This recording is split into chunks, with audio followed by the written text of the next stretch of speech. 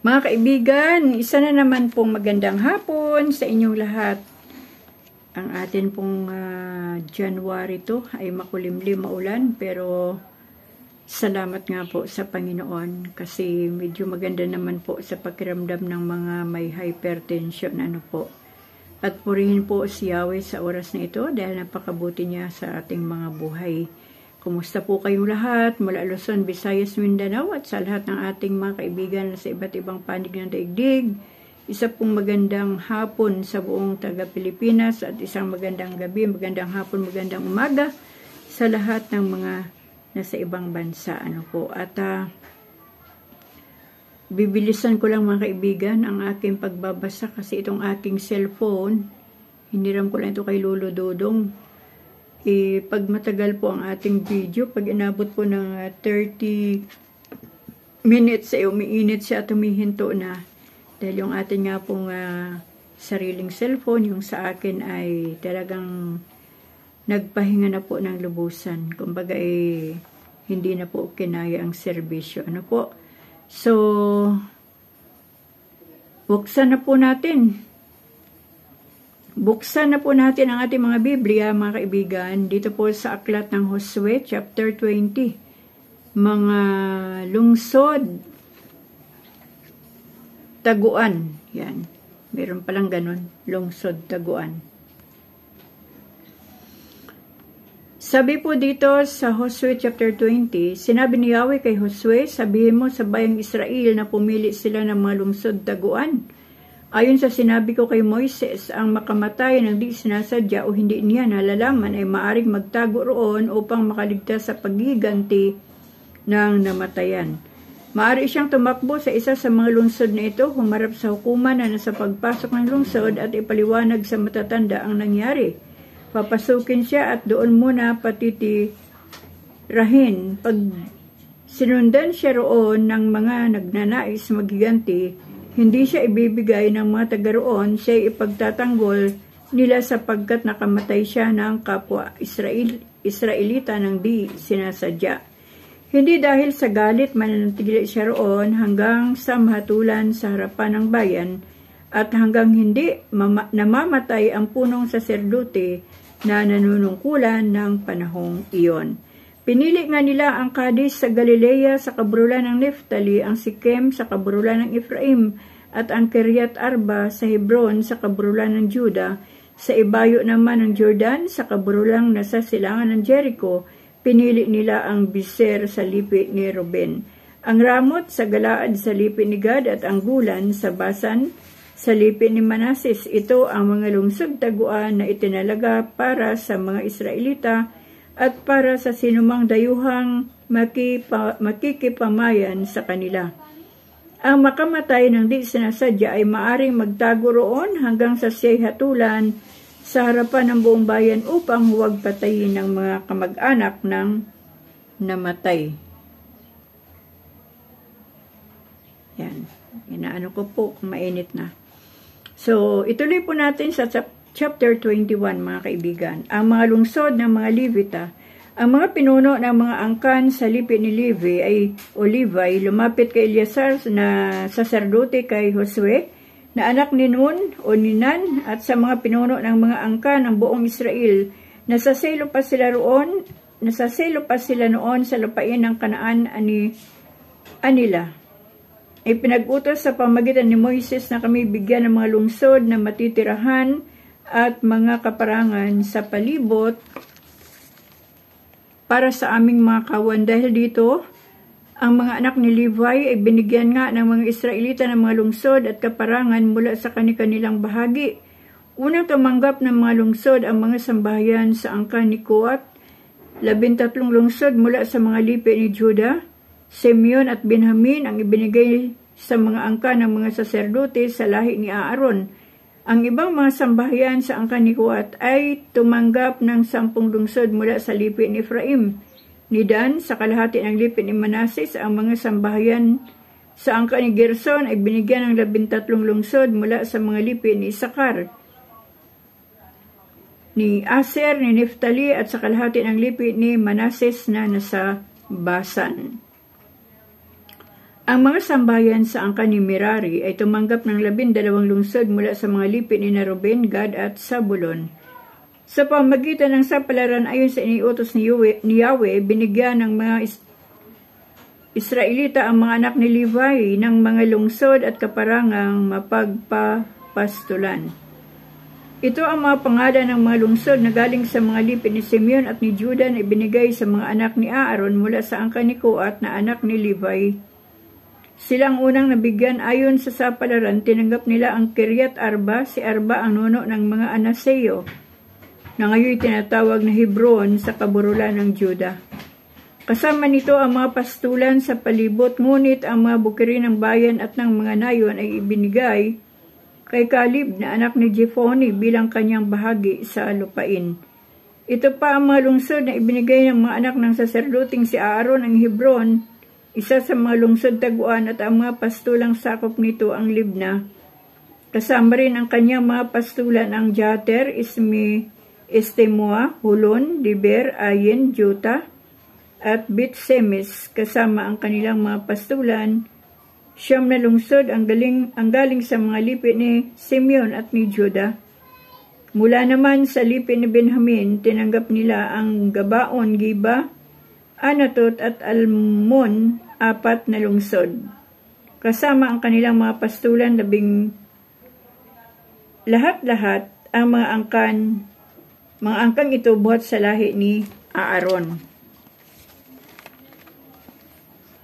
Ay tumanggap ng 13 lungsod, kasama ang kanilang mga pastulan. Ang ibang mga Levita sa angkan ni Koat ay tumanggap ng ilang lungsod mula sa lipi ni Ephraim. Napasa kanila ang Sikem, isang lungsod daguan sa kaburulan ng Ephraim, kasama ang kanyang mga pastulan. Ibinigay rin sa kanila ang Giser, Kibsaim at Bit-Horon, gayon din ang kanilang mga pastulan. 4 na lungsod ang galing sa lipi ni Ephraim. Binigyan din sila ng 4 na lungsod mula sa lipi ni Dan, Eltike, Gibeton, Ayalon at Gat-Rimon, kasama ang kanilang mga pastulan. 2 naman ang galing sa kalahating lipi ni Manasis.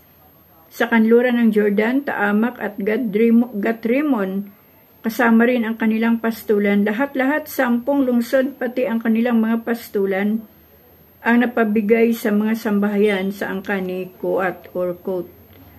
Ang mga sambahayan sa angkan ni Gerson na anak ni Levi ay tumanggap naman ng 2 lungsod buhat sa kalahating lipi ni Manases sa silangan ng Jordan. Napabigay sa kanila ang Gulan sa sakop ng Basan at isang lungsod daguan, gayon din ang Bistira, kasama ang kanilang mga pastulan. Buhat naman sa lipi ni Isakar, tumanggap sila ng 4 na lungsod, Sisyon at Dabirat, Jarmut at Enganim, kasama ang kanilang mga pastulan. 4 ding lungsod ang tinanggap nila sa lipi ni Aser, Misal, Abdon, Helkat at Rehob, kasama ang kanilang mga pastulan. 3 lungsod ang tinanggap nila sa lipi ni Neftali, Kadis sa Galilea ng lungsod taguan, Himotdor at Kartan, kasama ang kanilang mga pastulan. Lahat-lahat 13 lungsod ang napabigay sa mga Levitang buhat sa angkan ni Gerson.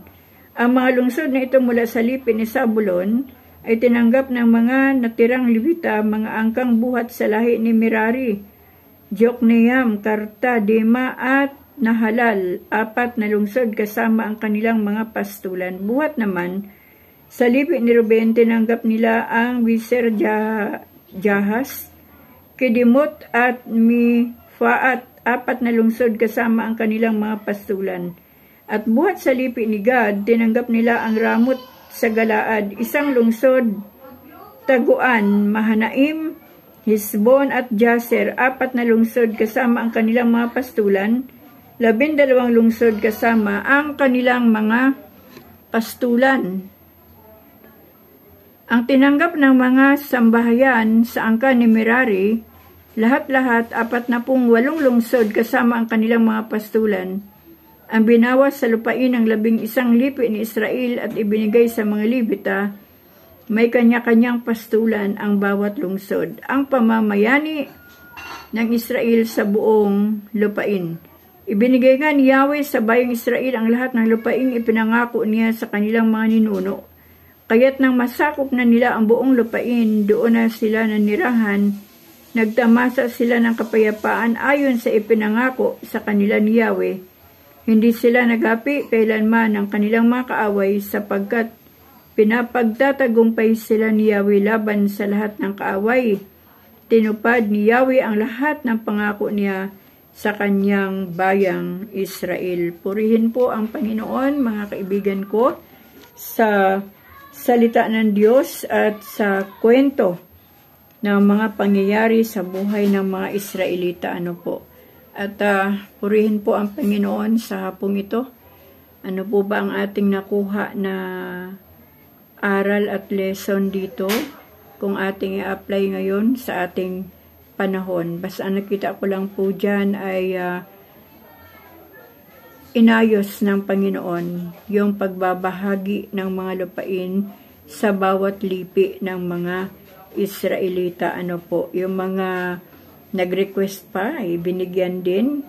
At salamat sa Panginoon kasi kahit man sa buhay natin, kapag medyo kulang ay pwede rin po tayong mag-request sa Panginoon upang makamtan po natin at ng ating pamilya. Yan.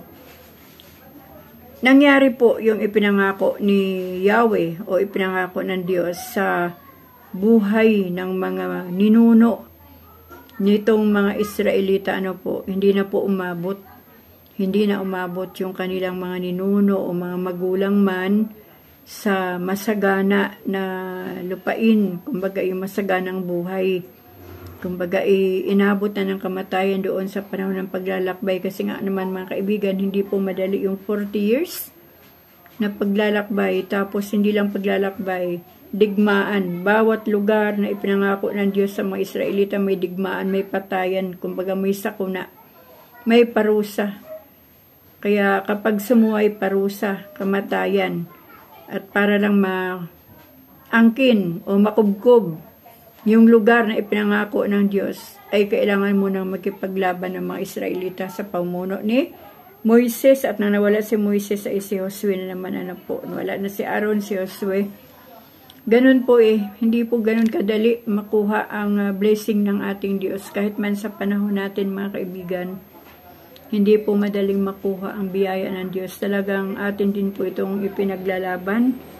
Atin din ipinagtatanggol na kumbaga ang mga kaaway talaga ay gumagawa rin ng kaparaanan para madistract po yung blessing ng Panginoon sa buhay natin. Ngunit salamat sa Diyos kasi ang Diyos po ay hindi nagpapabaya sa lahat ng oras. Talagang kahit man ang mga mandirigmang anghel ng Diyos ay nakikipaglaban para sa mga biyaya ng Diyos sa buhay ng kanyang mga anak. So, tagumpay po itong mga Israelita, mga kaibigan, na talagang lahat ng ipinangako ng Diyos sa kanila, sa kanilang mga ninuno, gaya ni Jacob, ni Isaac, ayan po, at ni Abraham ay nakuha, natanggap ng mga Israelita, pero binigyan din sila ng courage sa pakikipagdigma niyang sa kanilang mga kalaban. Yung mga taong dating nakatira na talagang inalis talaga ng Diyos, niloob na mamatay, niloob na patayin, dahil alam ng Diyos na ang mga laing iyon ay hindi magiging pagpapala sa mga Israelita. At hanggang ngayon man, di po ba, ang mga tao doon sa kanilang paligid gaya ng Gaza, ng Lebanon, andyan po yung digmaan, at hindi po natin talaga alam ang tunay na dahilan ng kanilang digmaan. Sabi ng iba, relihiyon, sabi naman ng iba ay mga lupain, pero nakikita ko lang po dyan. Kailangan pong magkaroon ng digmaan dahil yan po ang nakasaad sa salita ng Diyos na bago pa man dumating ang ating Panginoon ay mangyari lahat ng trinopisia ng Panginoon sa kanyang salita. So, yun mga kaibigan, kung meron man tayong mga hatian, nawa ay tama, pantay-pantay ang hatian para wala pong magtampo. At dito po natin tatapusin itong ating pagbabasa ngayong araw ng ating Bible reading. 2 chapter po ang ating binasa ngayon. Salamat sa Diyos kasi ayan, nagsisimula pa lang na uminit yung aking cellphone at tayo po ay makakapagpaalam pa ng maayos sa ating mga kaibigan, sa inyo pong lahat na nanonood. Salamat sa Lord kasi natapos po natin ang chapter 20 at chapter 21. Kaya mga kaibigan, magpapaalam po ako pansamantala sa inyo. Bago man po ito uminit ang cellphone ko, mag-ingat po kayo palagi. Ngayon pong bagong taon, pag-aralan, pag-isipan nating mabuti ang bawat hakbang ng buhay na ating tinutuntun. Ano man ang mga plano at desisyon sa buhay, lagi nating sabihin sa Panginoon na ang Diyos talaga ang magbigay ng go signal sa atin kung ito ay okay o hindi. So, yun lang po. Maraming salamat po sa inyong lahat. Salamat sa Diyos sa inyong mga buhay. Pagpalain po tayong lahat ng ating Panginoon. Amen.